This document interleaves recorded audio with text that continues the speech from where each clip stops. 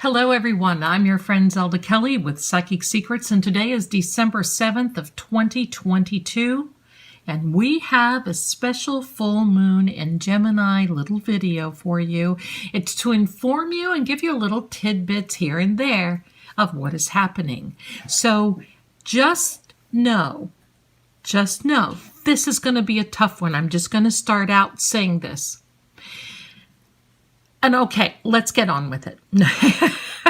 I'm glad you're here. Thank you so much. The full moon eclipse in November 8th and this December 7th full moon in Gemini, which is also called a cold moon, is probably two of the strongest aspects of this year. Not probably, they are. I mean, first of all, this is the last full moon of the year of 2022. And it is the complete strongest Gemini. And this card here, this is the Lover's card. It also represents the Gemini sign and, of course, the moon. It is the strongest. And right now, the full moon is located between Jupiter and Mars. And as of 11:09 p.m. Eastern Time, for those of you who are watching, that's New York time, this evening, tonight,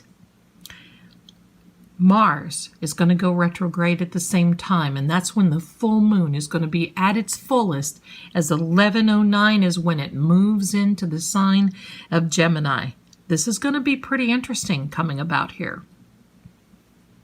This has great potential over the next 36, and I'm going to say 48, and I'm going to even push the envelope a little further and say 72 hours.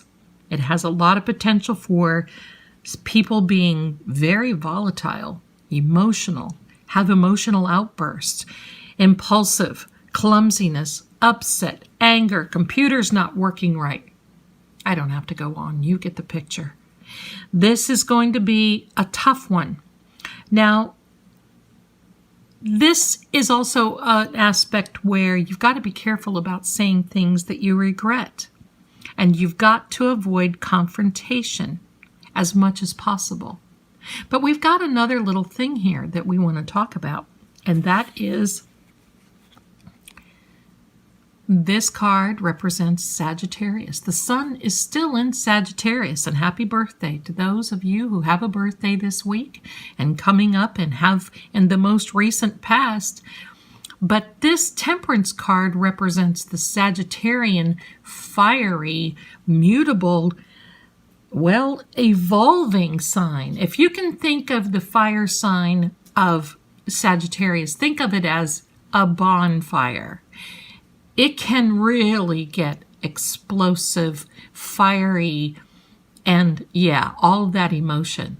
You see, this Sagittarian Temperance card loves balance. And that's the same with this aspect, loves balance. Now, with this Gemini aspect of going into a Gemini moon, this is why we feel this. One minute we feel one way, 1 minute they feel the other way. The twins seem to have that one feeling, and then all of a sudden they can go into another feeling. This sign of the zodiac is going to bring that feature out. And believe me, it is going to be tough. If you can avoid, if you can, stay in, seriously.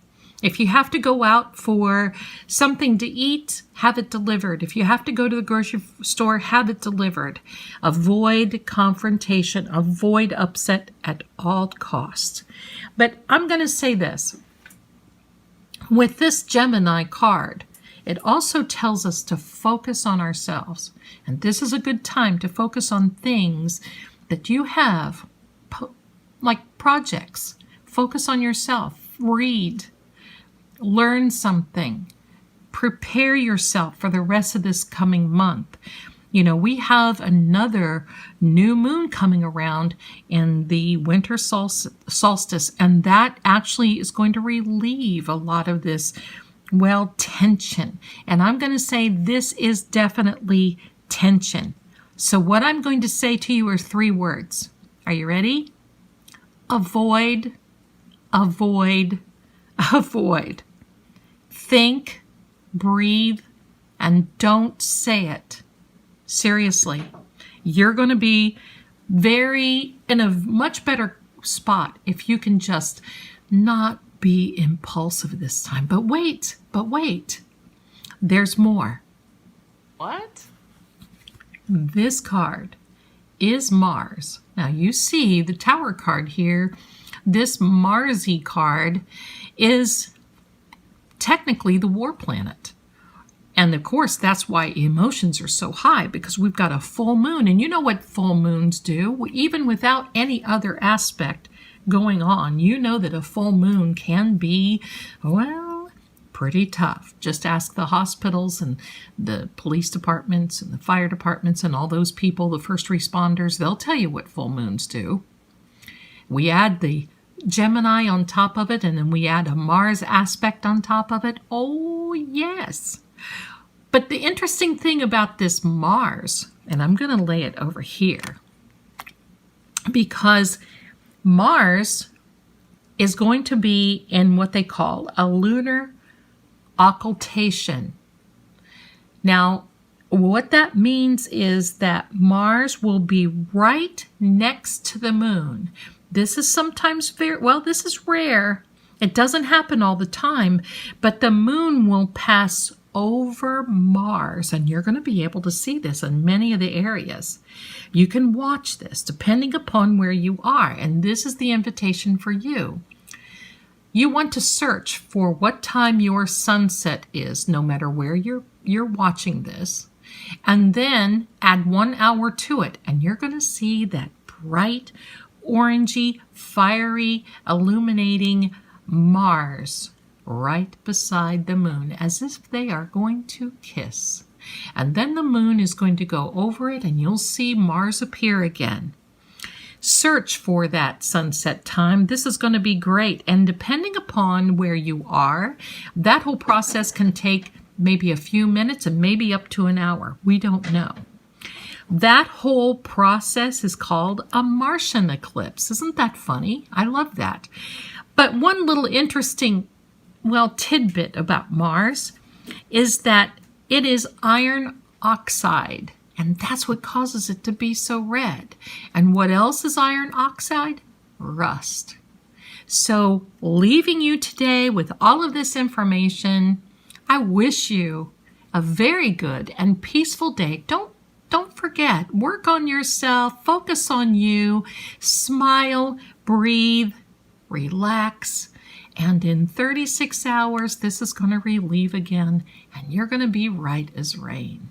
So thank you so much for watching. Enjoy this day. Enjoy seeing Mars tonight. I'm excited about that. And I will see you again very, very soon. Bye for now.